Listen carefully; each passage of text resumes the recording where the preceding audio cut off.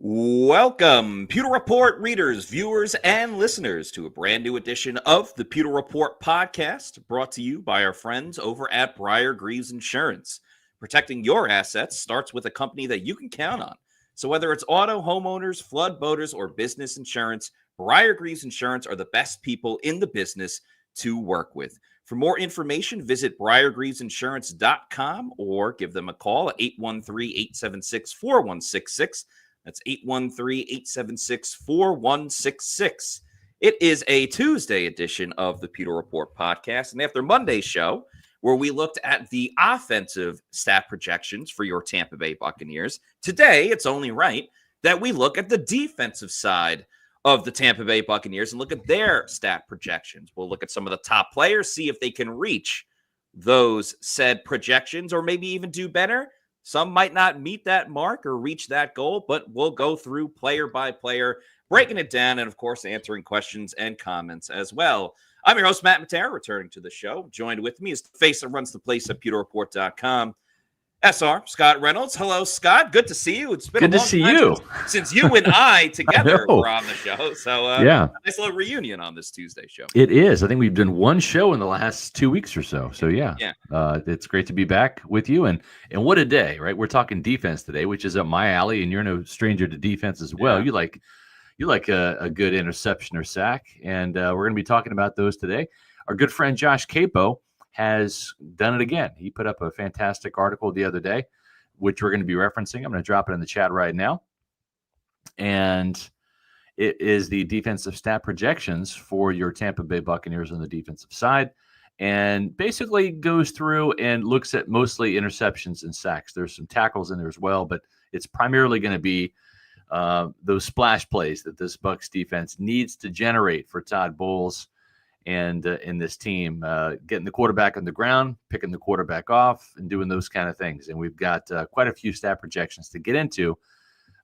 Pretty much all the players that Josh perceives to be starters. So we're not going to go in depth in terms of like Chris Braswell and Anthony Nelson. We're not going to dive into Christian Izzian stats as a super sub and all that. But we're going to stick to the perceived starters, and we'll dive into it in just a second. We did have some news today, though.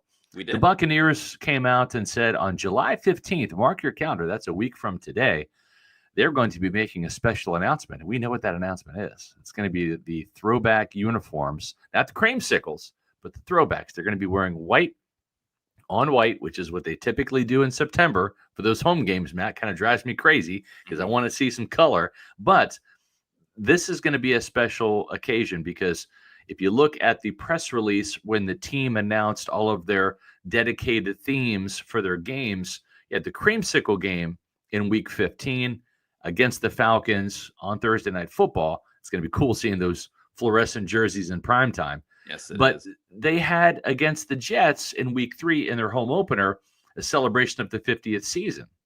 And so people kind of thought, well, why wouldn't they wear the creamsicles for that? It turns out what we've kind of suspected all along.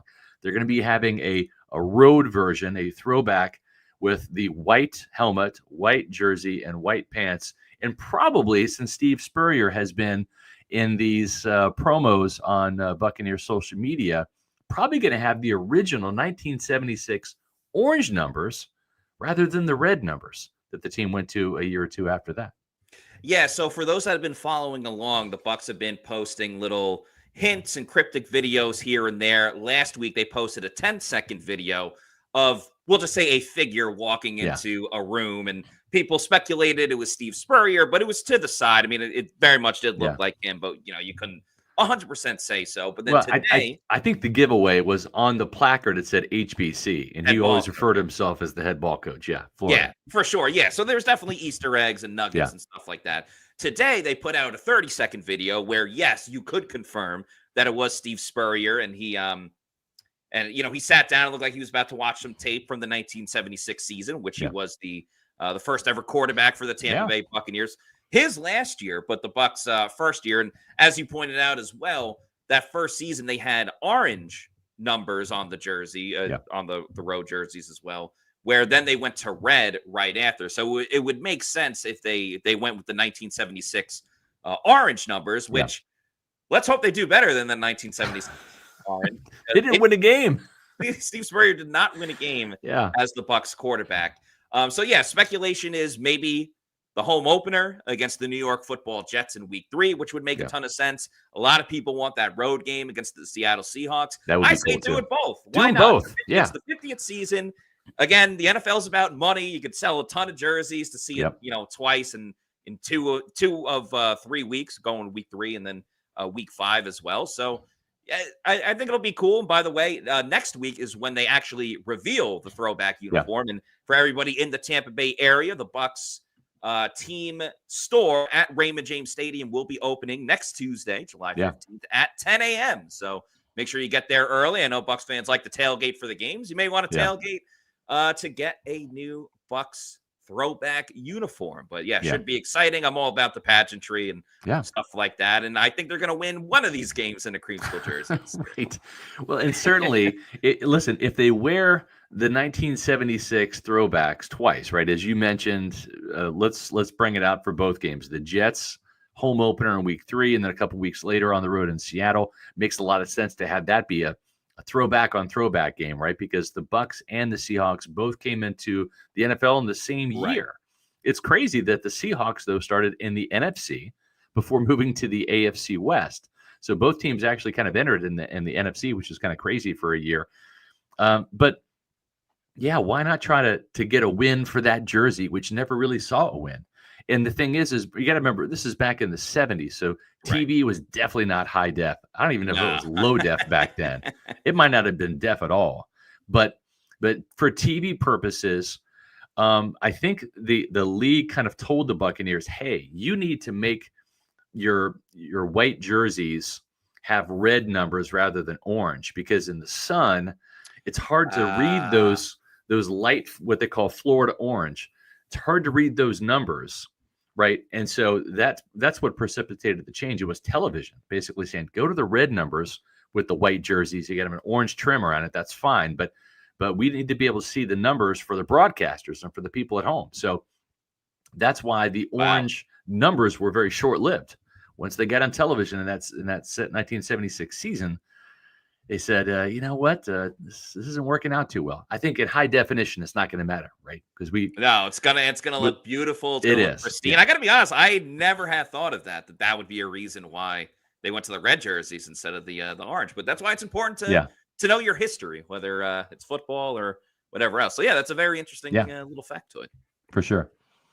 And and the other thing, the Seahawks are in the NFC now. They were in the AFC also because they were in the division with the Kansas City Chiefs back in the day too. So they've actually switched conferences, where the Bucs have only switched divisions. Started off in the NFC Central and then went to the NFC South. So, I'd love to see the Seahawks throwbacks versus the Bucs throwbacks in Week 5. Yeah. Let's make it happen. It would be probably, and I haven't looked at every single game on the entire NFL schedule, but it would have to be up there, top 3 of the most aesthetically pleasing games, out there and in Seattle for that game. So, I'm excited for it. It'll be a cool announcement next week.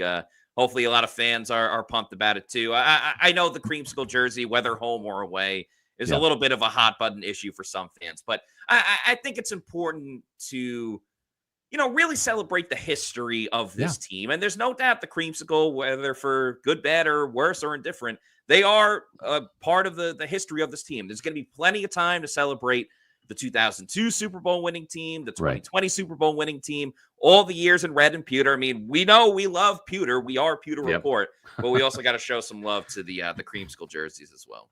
Yeah, and you can see the record in the throwback games has not been great. All right, it started off with a bang when Josh Freeman got the win. I think the first win of his career as a starter. Raheem Morris's first win as a Buccaneer head coach back in 2009, and they did it against the Aaron Rodgers-led Packers. And I remember that game, Josh Freeman threw a 4th down touchdown pass to Sammy Stroughter, the team's 7th round pick. He was a wide receiver out of Oregon. So maybe Tez Johnson will have a little bit of Sammy Stroughter in him and make a great rookie play like that as well. And then Tanar Jackson sealed the game with the pick 6 on Aaron Rodgers. But then after that, it has not been pretty in the throwbacks. They were supposed to have a throwback game in 2013 against the Cardinals. That was canceled because that was the year the league said, you know what, due to all these concussions and the concussion lawsuits, we're going to have a new policy where you have to stick to one helmet. You can't have two helmets, a throwback helmet and a regular helmet. And because the Bucs' new helmet was pewter, they couldn't just slap a Bucco Bruce sticker on them because it would look funny. So they did away with the throwbacks until 2023. And we know how it's worked out the last 2 years, losses to the Lions and the Falcons, both at home. So maybe the Bucs' fortunes change in season 50. Matt, maybe they just do a throwback sweep and beat the Jets, the Seahawks, if they have that extra game, and the Falcons. That'd be fun to see, wouldn't it?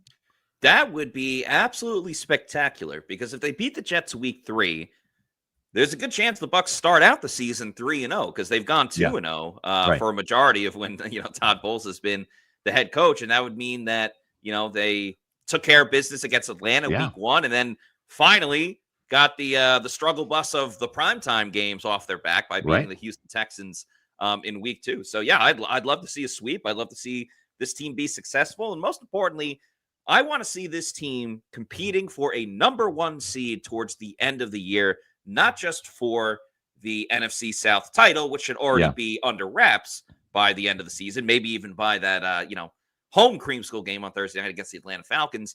And a lot of that is going to come about if this Tampa Bay Buccaneers defense improves this season. And we all know they made a ton of additions, adjustments, and everything else in between this offseason to make sure they're ready to go in 2025. Yeah. And actually, I stand corrected on a couple of things here. I didn't have my Celsius today, so maybe I'm a little caffeine deficient. But before we get into the defense, Sammy Strotter was from Oregon State, so I had the wrong Oregon school there.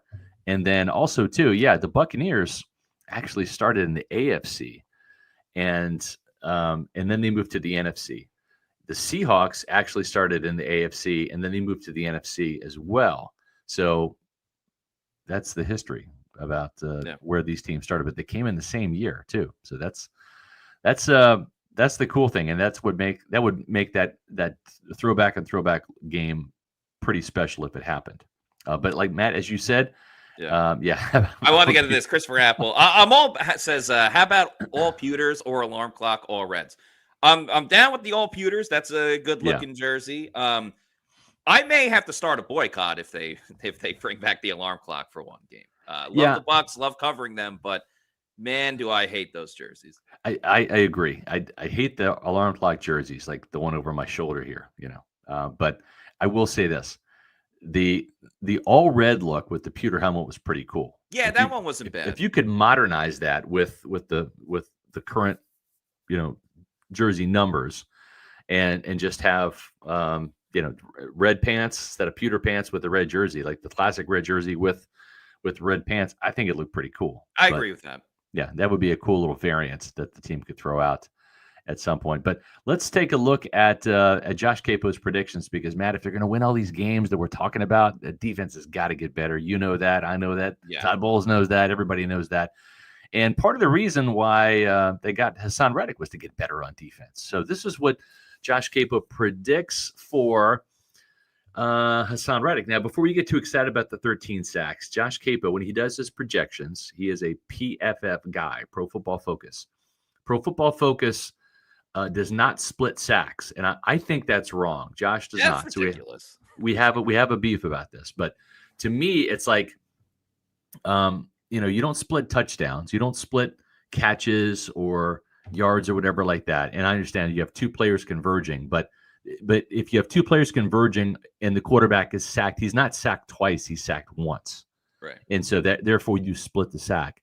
And if three guys get there, well, then the first two get it, right? And that's just how it is. So he has 13 sacks. I think what Josh is saying is maybe some of these might be traditional half sacks or whatever, but moreover, he's getting double-digit sacks, and he's got a good pressure rate around, over 13%. The 64 pressures is really good. That's on par with Yaya Diaby. Didn't Diaby get 65 pressures last year? Mm-hmm. 3 forced fumbles, 10 tackles for loss. Yeah, I think if you ask Todd Bowles, would you take this right now from Haason Reddick? He would take it in a heartbeat. Oh, there's no doubt about it. Now, 13 sacks, if we're doing like an over-under, which we don't have to for every player, but I don't know if Haason Reddick is going to get 13 sacks this year. Now, his track record says that he can very much attain that. Again, we'll look past what happened with the Jets last year. Right. But prior to that, 11 sacks in 2023, 16 in 2022, 11 in 2021, and 12 and a half back in 2020. So this guy was eating, sleeping, and breathing double-digit sacks. But the reason why I don't necessarily think he'll get to 13 this upcoming season really doesn't have as much to do with the the skill set and the potential, not even potential. He's been in the league for a while now, but the overall what Haason Reddick brings to the table. To me, the more I think about it, the more I watch this team and look at tape and stuff like that, I think it's going to be sacks by committee, but in a much better way than what it was a season ago. And you and I have talked about this, Scott, where the sum of the parts, if, Haason Reddick gets 9 sacks and Yaya Diaby's at 8, and Vita Vea is at 8, and Calijah Kancey's at 10, or whatever the case, I think that's going to make for a stronger and better unit overall. I think we're going to feel the impact and the presence of Haason Reddick, and I'm kind of leaning more towards maybe not one true alpha on this team of getting to the quarterback, but a ton of just hunters over and over and over again. And it's a little bit tough to tell with Haason Reddick because he is coming off a year where he didn't play that much. But at the same time, was at mandatory minicamp, going to have a full training camp, and he's back with Larry Foote. And we've talked about Larry Foote before. I think his assertion back to outside linebackers coach will motivate him, will motivate Yaya Diaby. And so while I don't think he's going to get 13, I think 10 is certainly attainable, but he's still going to make such a positive impact for this team the more I think about it, especially after we got to hear him speak a couple of weeks ago too. I agree. He seems pretty fired up and motivated. I think he's in a good place, and if he stays healthy, I think double-digit sacks are definitely attainable. Speaking of double-digit sacks, is this going to be the year where Yaya Diaby does his magic? Sorry, folks, that was a pretty weak one. Let me just hear it from the guy himself. Yaya Diaby. There we go. That's better. Never gets old. There you go, Yaya. So let's check out Yaya Diaby, shall we? Here's the stat projections for him. 37 hurries. Look at a 61 total pressure. So between Yaya Diaby and Haason Reddick, that you're getting 2 guys with double-digit sacks. 11 is what Josh has for Yaya. And again, that might be 9 sacks, right, from NFL official statistics. Right. And Josh is counting maybe a half a sack here and half a sack there as a full sack, as PFF does, whatever. I think he's certainly going to get a career high this year, right? And I'm with you, Matt. I think it's going to be 8 or more. I think that's comfortable to say. But what I like is the pressure rate is really good as well. Yeah. But you've got 61 pressures from one guy on one side, 64 pressures from the other. That is the definition of bookend sacks right there. And that means quarterbacks are going to have to be fearful when they drop back to pass. Oh, it's a dream for Todd Bowles. It's a dream for this defense. And it really feels like for the first time, the Bucs have that duo and combo on the dueling ends, the same way that they did on the edge with Shaq Barrett and JPP back in 2020 and 2021 as well. It's funny. Yaya Diaby posted, or he reposted like a highlight tape of him from last year. Mm-hmm. And I couldn't help but be a little bit frustrated because half of the videos were like, Yaya beating the offensive tackle, which you want to see, no doubt about it. No issues with that part. But then it would be him like hitting the quarterback, but the ball would be out of the quarterback's hands. And I'm like, if that's going to be your highlight tape, that's not that fascinating of a highlight tape of QB hits versus, sacks and forced fumbles. So this is the true transition year for Yaya Diaby. And I love the idea that there's going to be a healthy competition of just, almost a little bit of a rivalry too. Like who can get to the quarterback first? That might not just be Yaya Diaby against Haason Reddick. That could be Yaya Diaby against Vita Vea and Calijah Kancey as well, or whoever's in the game. I would like to think with all the work Yaya Diaby has put in over the last 2 seasons, he's spoken about it on this show, the Pewter Report podcast, 3-time friend of the program. He went to the SAC Summit this year. I think Yaya is doing everything he possibly can. He talked a lot more about being a leader and holding other people accountable. Well, he's got to hold himself accountable too. Oh, yeah. I think if Yaya Diaby, I agree with you. I think around the 8 to 9 sack range it's probably where he's going to be fit in this year. But again, love the pressures, love the combination with Haason Reddick. But I do kind of feel like if he doesn't get to 10 sacks this year, I don't know if he could always be relied upon to be the number one edge rusher on this team. Because again, we are looking at potentially one season of Haason Reddick, and then he could be on the move, especially if he gets 13 sacks like Josh Capo has projected. Then it's a bigger question about what does Tampa Bay do? And we'll find out about Chris Braswell, David Walker, for sure as well. So maybe Yaya doesn't have to be, that number one edge rusher. But it's a truly intriguing year at edge rusher overall, whether it's Braswell, what can he do? Can he take another step? But same with Yaya and Haason Reddick and everybody. So I'm excited for Yaya. I think, again, the ankle injury that he had in training camp really slowed him down more than we believe. And if he can get a second faster, he's going to be great. Yeah, because he didn't really get those sacks till later in the season, right? He got one against, I think he had one against Jalen Hurts, one against Lamar Jackson, and then it got the other 2.5 later in the year. But yeah, it was a slow start for him getting to the quarterback for sure. And he didn't look as good against Jaden Daniels in week 1 as he did later in the year. So I think that ankle injury was bothering him. Speaking of injuries, if this guy can stay healthy for 17 games, look out. Calijah Kancey, he thinks he can lead the league in sacks. And Todd Bowles wasn't necessarily buying that, but he wasn't really dismissing it either. He said he could get close. That's right. If Calijah Kancey can skip the whole calf injury thing at the beginning of camp and the preseason like he's had the last 2 years, his first 2 years in Tampa Bay, and just be healthy and play all 17 games, I think he's a double-digit sacker, and I think Josh Capo is wrong. He's got Kancey down for 9 sacks. And again, this might be figured into injury, right? You look at this at the pass rush snaps and all that. But you know what? He's a baller, man. This guy is a player. He's only going to get better. And Matt, when you have, and let's be real, the front four of Joe Tryon-Shoyinka, Yaya Diaby, Vita Vea, and Calijah Kancey is not nearly as dangerous as the front four of Haason Reddick, Yaya Diaby, Vita Vea, and Calijah Kancey. That one upgrade out of your front four is a huge one to get a proven pass rusher against a guy who was always a step away in terms of getting to the quarterback in Joe Tryon-Shoyinka. So who are you going to double? Right. Who's going to get, the extra attention? If this team can get better on the back end in terms of locking down receivers, not giving up as much cushion, forcing quarterbacks to hang on to the ball an extra half second or an extra second, this guy is the closest guy to the quarterback. He has the shortest path to get there, and he's faster than Vita Vea. So this guy, Calijah Kancey, should be getting double-digit sacks. He has that capability, and I know he's really dangerous. But if I'm the quarterback or if I'm the center, I'm rolling my double team towards Vita Vea every time, just because Vita's a monster. He's the guy that you have to double team because of his size and strength and power. Calijah Kancey is the guy you roll the dice on with one-on-one. If you try to double team him, and you leave Vita Vea one-on-one, he's going to collapse the pocket and is not going to be good for the quarterback. So I see Calijah Kancey knocking. I mean, he's got him knocking on the door with 9. I think he kicks the door down and gets double digits this year. I think it's at least 10.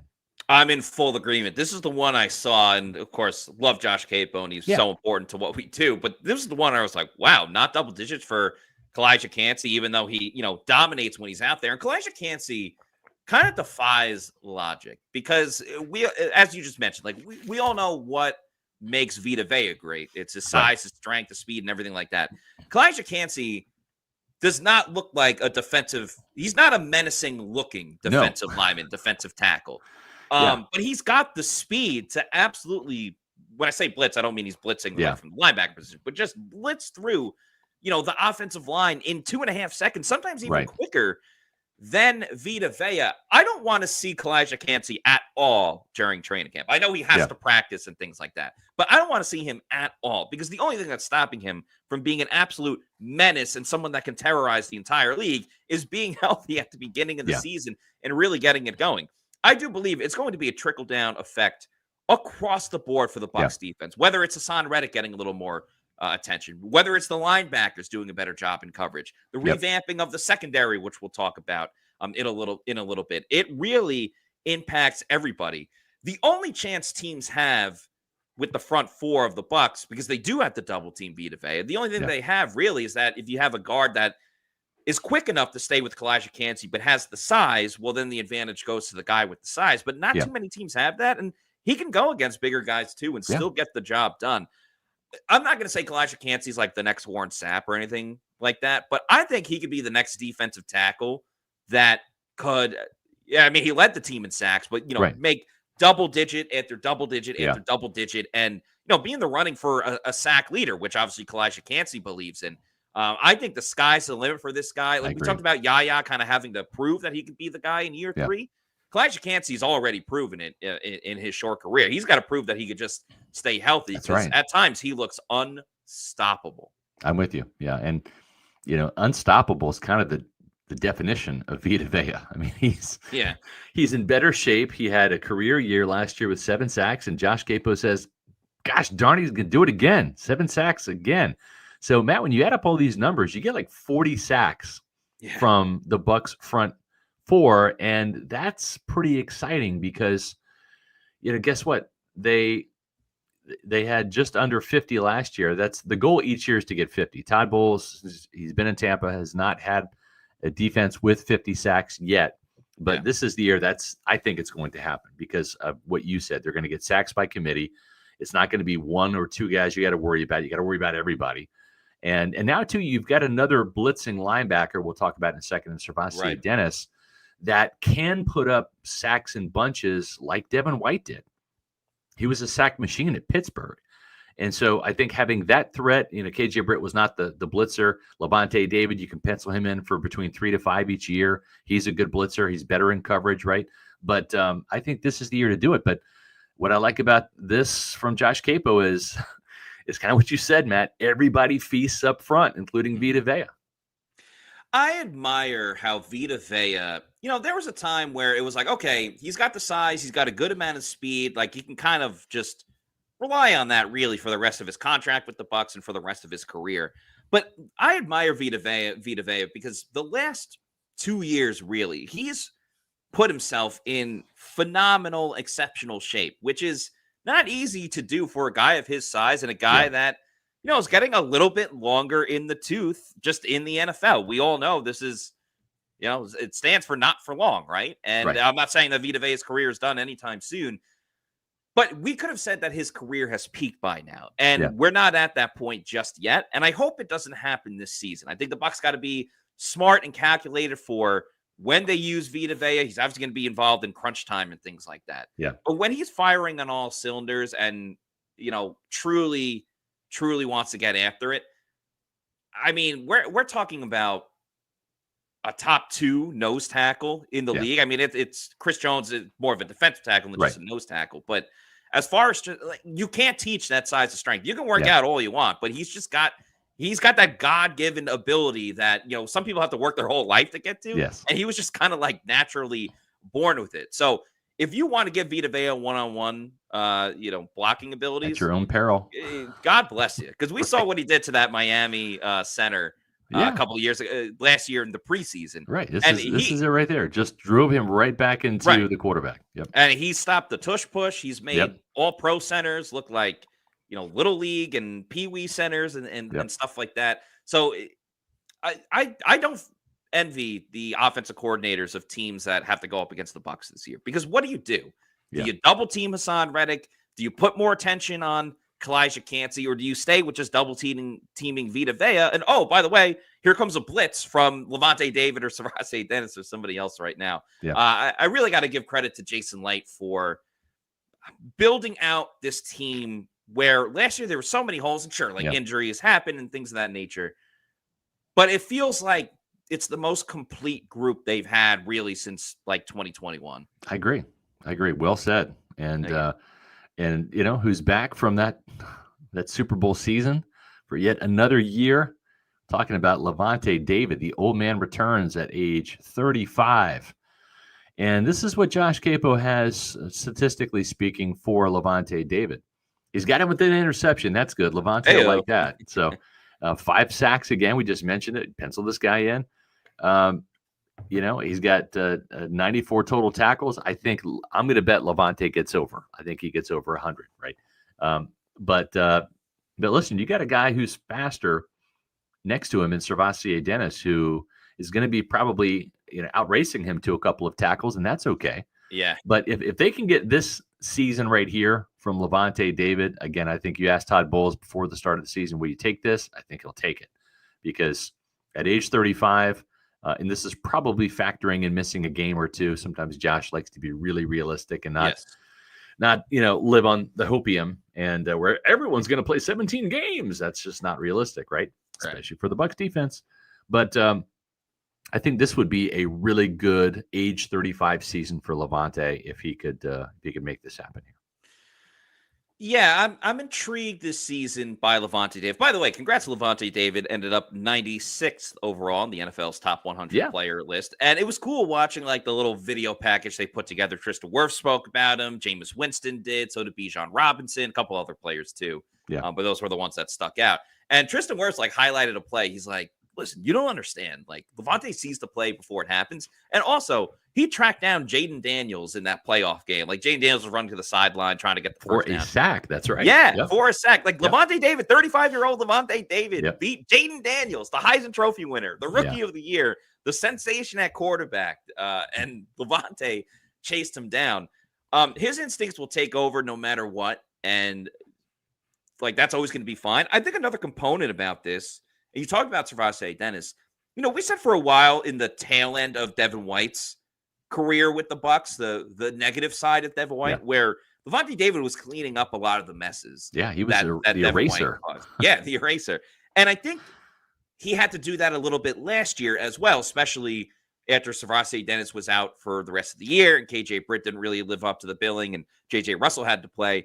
I think with Anthony Walker Jr. in here, with Deion Jones in here for longer than just like 1 month of the season, I think for the first time in quite a while, Lavonte can focus just on, he'll have to focus about the entire defense. He calls the plays, but doesn't have to worry as much about cleaning up other messes from his own inside linebacker room and can truly focus on him blitzing or him in coverage or whatever the case may be. So I'm curious what type of platoon situation it will be for the linebackers. Will Lavonte be involved with that? Will he still just play 100%? I mean, this is the first time in a while with mandatory minicamp where he didn't like practice at all. In previous years, he would still practice a little bit. And I'm certainly not knocking Lavonte David. He doesn't even have to show up for training camp, if I'm being honest, with everybody.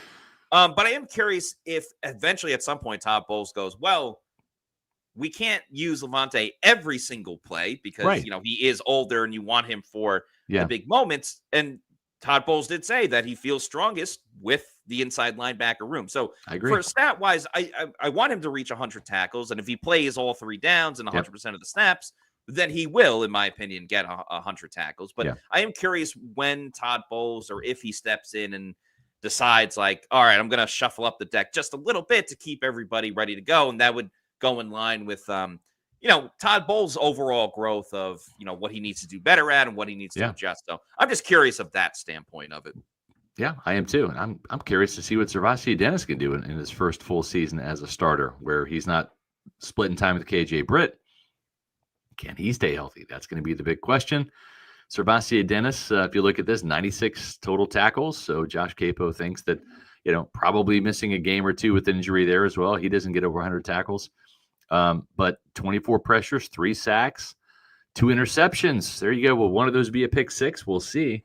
But yeah, SirVocea Dennis, I'm really high on this guy. And I think the only thing that's going to stop him is the injury bug. And if they can find some injury bug repellent in Tampa this year and spray everybody with it, I think this Bucs defense can really make a Herculean leap forward from where it was last year. And I think this guy's a big part of it.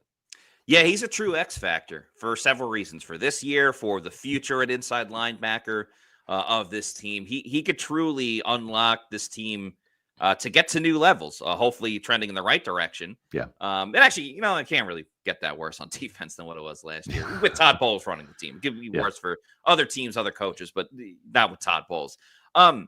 Yeah, so, I mean, of course, it comes down to his overall health. Can he be available?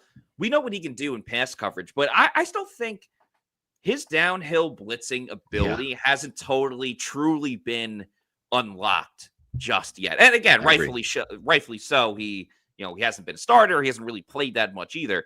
But that's what I really want to see come out from SirVocea Dennis this year. The blitzing ability. I think the football IQ is very high up there. I remember when we had him on the show last year, and he was talking about that game against the Colts when he just got into the game, and it was a busted play by the Bucs defense, but SirVocea Dennis had the call right. And there's he was like the only one. Yeah, he was the only one that had it. He saw the fake coming, and everyone else kind of messed up. But I want to see more of a blitzing SirVocea Dennis this year. I think that could be a new element for this team that was one of the things that departed when Devin White departed too. I agree. And there was that play on 4th down. He kind of sniffed it out and saved the touchdown because it was a fake. And I'm with you. The other thing too, you mentioned is blitzing ability. I mean, that's a trophy sack, man. When your first NFL sack is against Jaden Daniels, who I think has NFL MVP in his future. Yeah, for sure. Sooner rather than later, right? This guy is Lamar Jackson-esque. Probably a better thrower, maybe not as elite runner, but still incredibly elusive. Ask Calijah Kancey. Man, I'm really excited. This guy has 7.5 sacks as a senior at Pitt. 15 career sacks. He can go forward, and I think the untapped ability is going backwards too, dropping in coverage. And boy, do the Bucs need that. Their middle of the field was just a weakness in pass coverage once they lost him last year. And I'm going to be curious to see what is going to happen there. And I'm going to be curious to see what's going to happen too in the state of Florida when it comes to hurricanes, right? Because we've entered that season. We're in hurricane season now. And Briar Greaves Insurance has got a couple of things going for them. Number one, they know the insurance game inside and out. If you live in a flood zone in the state of Florida, you need flood insurance just as much as you need homeowners insurance, because if you have any water coming in from a rising creek or river or a storm surge, if you live near the coast, homeowners insurance is not going to protect when water gets in your house. So that's why you need flood insurance in addition to homeowners insurance. We had 2 hurricanes back to back last October, and it caught a lot of Floridians off guard. So make sure you've got the right amount of insurance and the right coverage. You can do that by calling Briar Greaves Insurance. They're going to give you some free quotes. It's an absolutely free, no obligation call. So why wouldn't you want to do that? You can also turn to Briar Greaves to save some money on your car insurance as well. Are you paying too much? You might be. Why don't you give them a call and find out? They're going to run the numbers for you. They got just about every single carrier in the state of Florida, including Geico, which is one of their newest carriers that they deal with.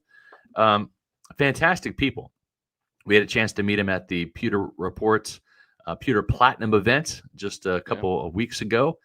And the Greaves family is awesome. Briar Greaves, his sons, Sam, Tyler, John, they're great to work with. This is a locally owned family business right here in Tampa, but they can protect your assets across the state of Florida and even outside the state too.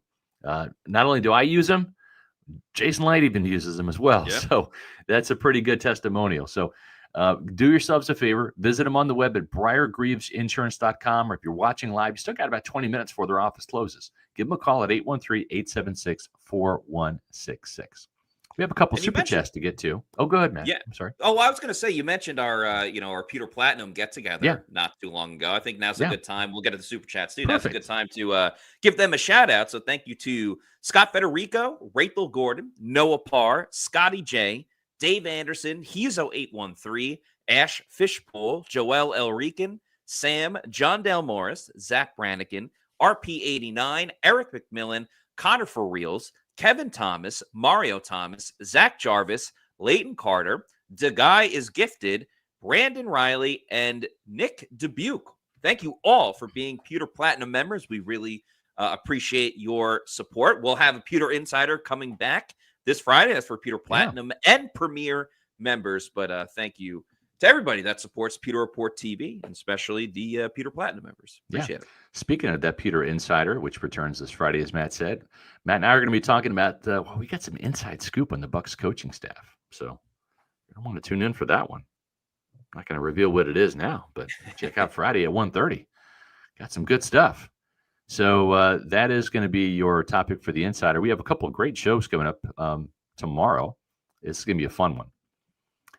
Drafting the all-time Bucs team. So here's what we're going to do.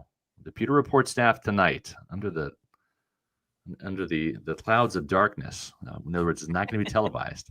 We're going to be doing our draft, and we're going to be revealing our draft teams. All 5 of us, myself, Josh Capo, Matt Matera, Adam Slavon, Bailey Adams, are going to be drafting our own all-time Buccaneer teams. And, that's going to be fun. We're going to present those on the show tomorrow. And then we've also, as a group, come up with the all-time Bucs team. So this is, think of it as the Bucs all-pro team, right? So we're going to have 1 quarterback, 2 wide receivers. Guess who those are? 1 running back, and we're going to go through all of the positions, and we're going to pick the greatest of the greats of all 50 years of the Tampa Bay Buccaneers. So really fun show tomorrow. Do not miss it, 4:00 Eastern time here on Pewter Report TV, our YouTube channel. And then on Thursday, we've got another show. Huge expectations for the Bucs in 2025. Can they live up to them? We're going to talk about what those expectations are, and if they can fit them and get to them and check those boxes and meet them. And that's going to be Thursday's show here on Pewter Report TV. All right, let's get to these super chats now. Thank you to Buck or Die with the $9.99 super chat. Thanks for your patience as well. Says, in your perfect world, what is our starting secondary and wide receivers 1 through 4? Oh, man. In my perfect world, I think Benjamin Morrison eventually takes over for Jamel Dean. Yeah. I think you sign Zyon McCollum to an extension after a couple of other extensions get done. Yep. You sign Zyon McCollum to an extension. Benjamin Morrison becomes your other starting corner. Jamel Dean, unfortunately, is no longer with the team after the season, but there's no more guaranteed money. So then you can allocate that money in different places. Again, the extensions and everything like that. So you have Zyon McCollum as your CB1, Benjamin Morrison as your CB2. Jacob Harris, still very important, still very much in the mix. Is he your nickel? Yeah. He's probably your nickel, depending on what they want to do. I agree. I kind of think, based on what Todd Bowles even said on this show, I feel like it a little bit be like a nickel by committee. Yeah. He kind of alluded to maybe each game being different, and I think that might be the case a little bit. Wide receivers 1 through 4, I think it's kind of standard. Mike Evans, Chris Godwin.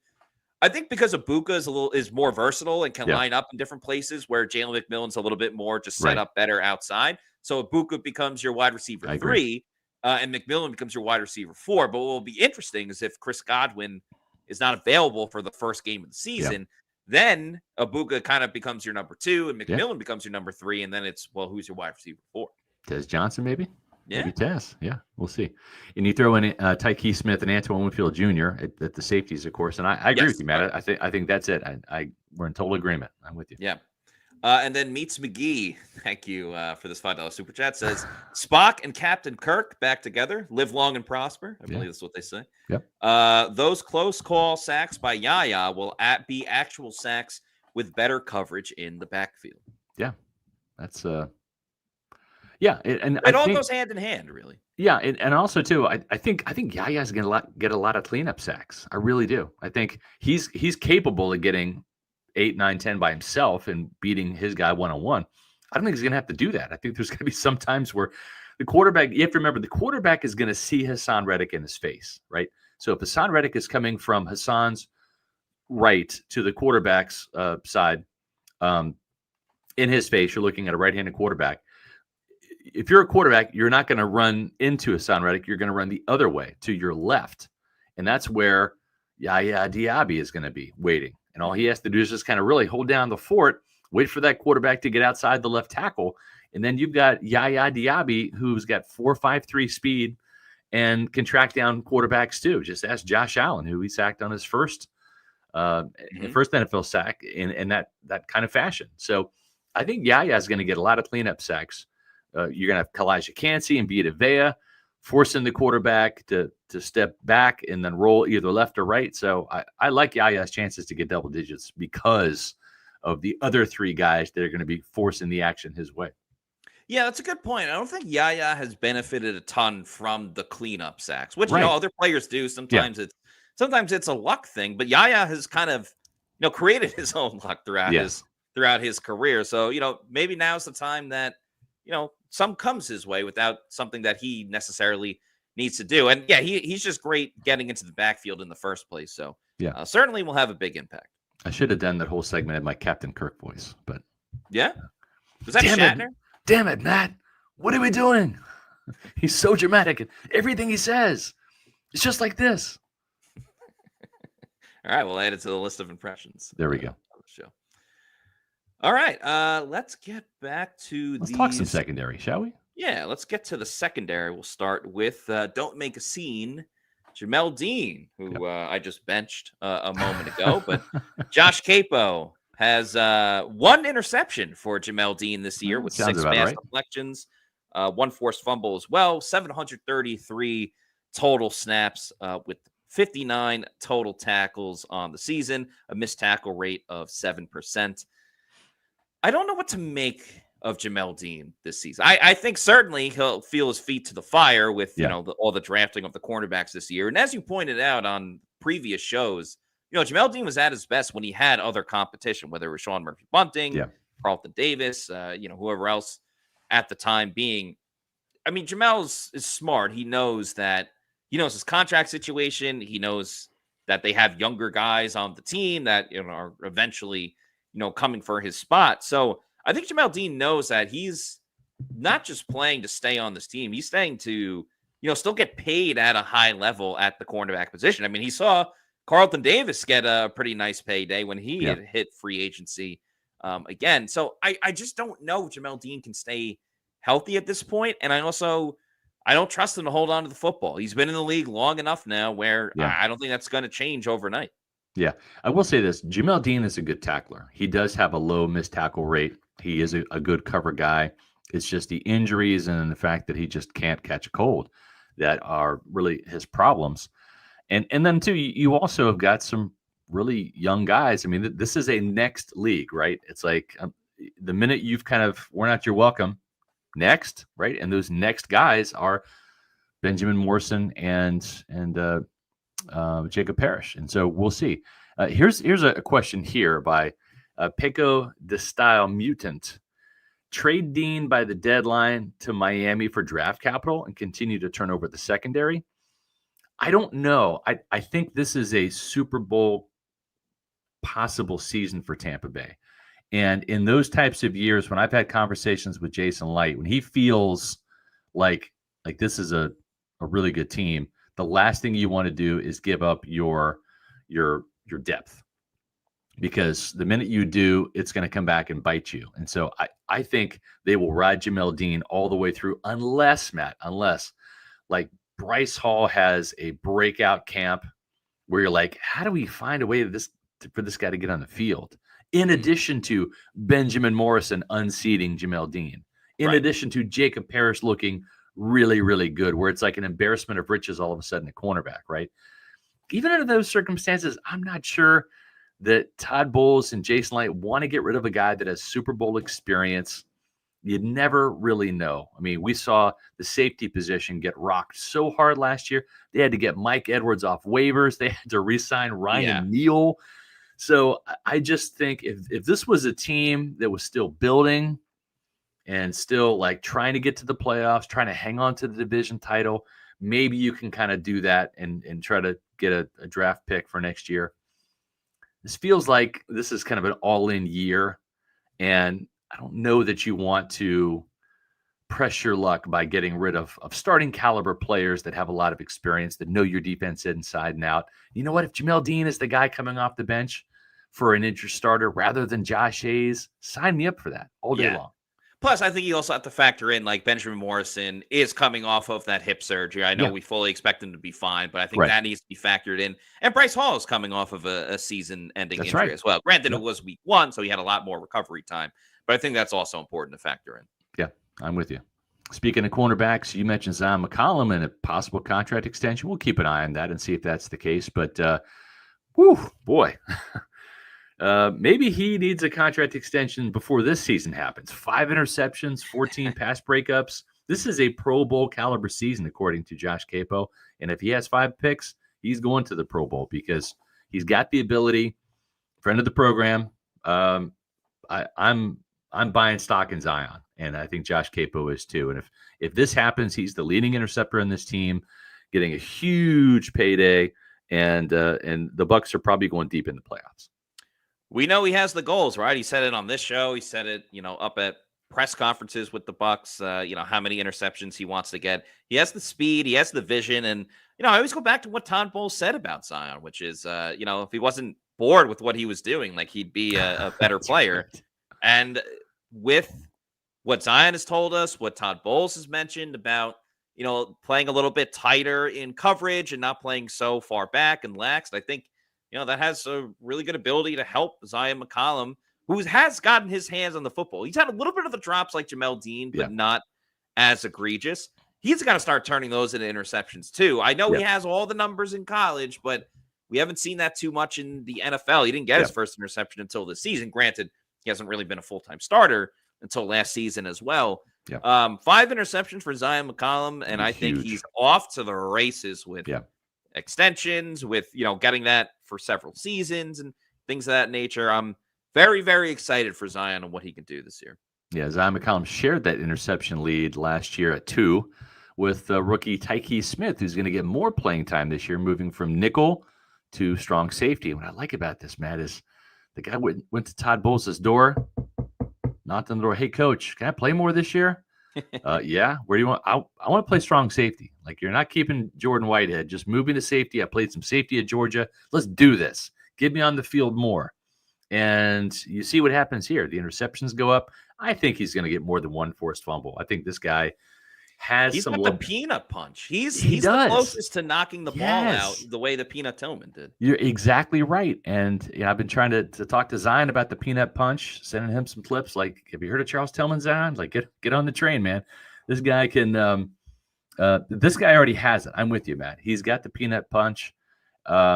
He had 3 forced fumbles last year, which was tied for the lead. Just reminds me of Lavonte David and how he can punch the ball out. And to me, that's some guys have a knack for it. And I think this guy has a knack for it. It's the timing. It's just the savviness. It's like, hey, I've got the tackle wrapped up. I'm going to boom, put the fist in there and get the ball out. And I think this guy can be the next Lavonte David, the guy that annually leads the team with like 3, 4, 5 forced fumbles. I know Antoine Winfield Jr. is clutch at doing that too. But it's really going to be fun to watch these 2 safeties compete statistically, because I think they're different but very similar in certain skill sets. Yeah, a little bit different styles, but they can all take the ball away. They can force fumbles. They can make big hits, and they can blitz too. So it is interesting how they are similar and yet different at the same time. Tykee Smith is always going after the football, and not in a way where he. Like, it's either he gets the football or he misses the guy completely and it's a 20-yard gain or whatever. He has that great ability to make the tackle, but also go for the football. So I think it's going to be more than 1 forced fumble. I'm excited to see him play 100% of the snaps, because if you play safety in the Bucs defense, you play 100% of the snaps. There's just so much he can do. It gives so much versatility for Todd Bowles and what he wants to call. Does he want to blitz Antoine Winfield Jr. on one play and keep Tykee in coverage, or does he want to blitz Tykee in coverage? You want to move Tykee into the box on certain plays and things of that nature. I think there's so much that Tykee Smith can do. I hope he can stay healthy, because he missed a couple of games last year, but his football IQ is through the roof. So I think he might take the biggest step out of anyone in year 2. And him next to Antoine, I mean, that could be a deadly combination for opponents this year. Well, when you look at Antoine Winfield Jr., we know he can do it. We know what he's capable of. Just got to stay healthy. If we can see not even the 2023 version of Antoine Winfield Jr., which was Herculean in his efforts, and he wore the Superman cape for this defense for sure. But if he can just be normal Antoine, right? Like 2020, 2021, 2022. Right.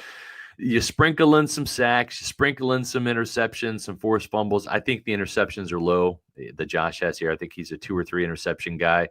The forced fumbles, I think he's probably a 3 or 4 interception or forced fumble guy. He has that knack as well. The 4 sacks, that sounds about right. Mm-hmm. He's a stud, and I think he gets back to being the stud that he is this year. I think this is a big bounce back year for Antoine Winfield Jr. Yeah, the only thing that's stopping Antoine Winfield Jr.'s injuries, like even in his injury-filled season last year, he still had a scoop and score. He still had what should have been a touchdown-saving forced fumble against the Falcons, even though I don't know how the NFL still didn't see it that way. No. He still finds ways to make plays even when he, is not 100%. So, if he can play 17 games or even 15 games, he's just going to have an impact. That's what he does. That's why he's an all-pro player. That's why I still think he's on a trajectory to be a Hall of Fame player. There's still a very long way to go. But there's nothing that this guy cannot do. He can cover tight ends. He can cover receivers. Again, blitz, take the football away. And he does it with a gigantic smile the entire time, right. which is funny to see. So, yeah, it'll be great to see him fully healthy again. Because remember, he got hurt week 1 and then got hurt again. So it wasn't like he could really hit the ground running because he didn't have that opportunity. Now he can get in a rhythm. And, I think playing week to week obviously is more important than, starting and stopping, and stopping. So full go Antoine Winfield Jr. and this team will be in great shape. Yeah. Okay, so not 2022. That's right. That was the year that Antoine Winfield Jr. was experimenting at nickel. It wasn't his bag, although he did have a lot of sacks that year blitzing from the slot. But yes, I'm with you. I like the safety version better of Antoine Winfield Jr. And as established as he is, there's a couple guys that need to be established sooner rather than later, and they will be. Benjamin Morrison, we've talked about him. Josh Capo predicts a lot of playing time for him, and he sees Benjamin Morrison and Jacob Parrish kind of splitting some time at corner and nickel this year, and almost getting about a 50-50 snap count between the two players as kind of like sharing an extra DB body, if you will. But you see there an interception, 6 pass breakups. I think he's capable of more than one pick. If he's going to get 615 snaps, I think that this guy's got some sticky hands, maybe 2 or 3 interceptions come his way. It's crazy to think he might have the best hands out of all the corners on this team. He hasn't even played a professional game just yet. To me, it comes down to, I know the projections are right there, but how much is he filling in for like Jamel Dean or whoever gets injured? Because we've already seen the great plays he can make. I mean, taking the ball away from Emeka Egbuka, knocking the ball out of the end zone, things like that. If he gets his hand on the football, he will take it away. There won't be the drops of Jamel Dean. I don't even think there'll be the drops that Zyon McCollum has had because, he had some tough competition, Benjamin Morrison, at the college football level that I don't even think Zyon McCollum saw. So I don't think that'll be an issue for him at all. Yep. Jacob Parrish, also splitting time there. He gets an interception and 2 sacks for Jacob Parrish here out of the slot. So, I think Parrish is I wouldn't be surprised if Parrish ends up getting more playing time because I think he's more of a natural nickel, whereas for Benjamin Morrison to see more playing time, he's either got to beat Jamel Dean or when Jamel Dean gets injured, then that's where he's going to get his playing time. I think you're going to see Parrish probably get a little bit more playing time initially just based upon the position he plays. And again, like as Matt said, and more importantly, Todd Bowles said, when it comes to playing nickel, I think it's going to be different this year. It's not going to be one guy like Christian Izien back in 2023 or Tykee Smith pretty much all last year, except when he was injured. You're going to see Zyon McCollum play in the slot and Jacob Parrish play outside a little bit, and Benjamin Morrison and things like that. So it's going to be dependent upon the matchups that they get. Because we're seeing bigger wide receivers, Matt, go into the slot. We saw Mike Evans play more slot snaps last year than he ever has in this Rams-based offense that Liam Cohen imported from L.A. And we see Drake London in the slot. Why? Because if you look at their offense, right, it's imported from L.A. as well with Zach Robinson, their offensive coordinator. So the Bucs and Falcons kind of doing the same thing with their bigger wide receivers, getting them inside to match up against smaller, nickel corners, if you will. And so Josh, Jacob Parrish might be seeing some time outside in this situation against a smaller wide receiver like a Darnell Mooney, and just kind of flip-flop spots with Zyon McCollum when they play the Falcons twice. Yeah, I think Jacob Parrish will have more of an impact this season, where Benjamin Morrison will have more of an impact like when it's all said and done in the first 4 years with Tampa Bay. But as we saw during, mandatory minicamp and stuff, Jacob Parrish was involved in several different ways. So I think that's always a good sign that, he's getting busy pretty early. Yeah. And I think, I don't know if this draft class will have the same amount of great contributions the way the last year's draft class did, but it'll certainly come close. I think you're going to see the David Walkers and the Morrisons and the Parishes be more rotational players and see more playing time from that aspect, as opposed to, Jalen McMillan was pretty much the starter kind of by default for the second half of the season with Chris Godwin being out. Bucky Irving split carries and then kind of became the guy.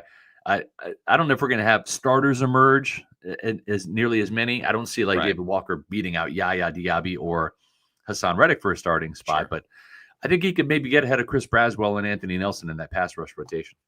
Yeah, I think that could be a possibility. We have a $1.99 super chat from Uche Ebo. Thank you for the super chat. Says, appreciate it. Can Calijah surpass Vita Vea this year? Well, he surpassed him in sack numbers this year. I think he certainly, production-wise, can surpass Vita Vea. My question, though, really would be, can Calijah Kancey get it done without the help of Vita Vea getting all of that attention? Because we know Vita Vea can get it done regardless of who's lining up next to him. But I think a lot of people benefit way more from having Vita Vea in there than I think people realize. Vita Vea's importance is just as much not on the stat sheet as it is with his numbers. So that would be my big question for Calijah Kancey. I think you nailed it, man. I agree with you. I think that's spot on. And I think in terms of maybe if you're talking about league recognition, Pro Bowl and all that, I think the key for him is double-digit sacks. It's just Calijah's got to get to double digits to really elevate his profile. The other thing, too, is what we've said about Baker Mayfield, helping his campaign for NFL MVP. Same thing for anybody who want to go to the Pro Bowl. Show up in week 2, dominate the Houston Texans in prime time, start the momentum meter early in the season, right? And then every time you're in prime time, come through against the Lions, against the Rams, against the Falcons. Show up in those big primetime games when everyone's watching. That's going to help your cause. Yeah, I agree. I mean, they've had issues winning in primetime, so why not start making a case for yourself as a team and individually, too? Yeah. Well, we're making the case to get the 20,000 subscribers on our YouTube channel, and you can help us. We're just a couple hundred away. So if you enjoyed this video, please like it, leave a comment that helps us with the YouTube algorithm, gets our videos out in front of more awesome Bucs fans. And then also head over to Pewter Report TV, our YouTube channel, hit the subscribe button. It's free. If you want to become a Pewter Report TV channel member, you can do that by hitting the join button, and that shows you all the different levels we have for membership. But subscribing is free. Just hit the subscribe button. We're on our way to 20,000. I think we'll get there during training camp, but we'd love your help. Yes, please do. We appreciate all the support. So please follow us on all of our social media on X, Facebook, and Instagram. We are at Pewter Report, and our YouTube channel, as Scott just mentioned, is Pewter Report TV. Please like and subscribe, leave a comment. Let us know who you think is going to have the best stats for the Bucs on defense this year. So that'll do it for us on today's show. For Scott Reynolds, I'm Matt Matera saying thanks everybody for watching. We'll see you tomorrow at 4 p.m. for another edition of the Pewter Report podcast. Out.